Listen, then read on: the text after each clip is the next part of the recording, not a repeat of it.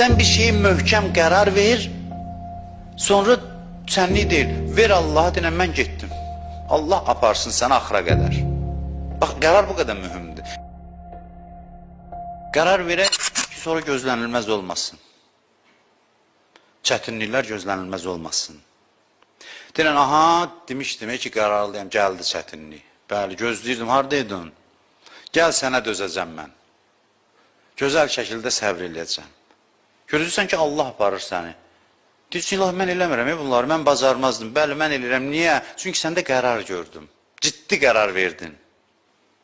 Quranda bu da ayə var, bax, Peyğəmbərə buyurur. Buyurur ki, فَإِذَا عَزَمْتَ فَتَوَكَّلْ عَلَى اللّٰهِ. Deyir, elə ki, əzm elədin, qərar verdin, ondan sonra təvəkkül elə Allah'a, yəni ver iş Allah'a.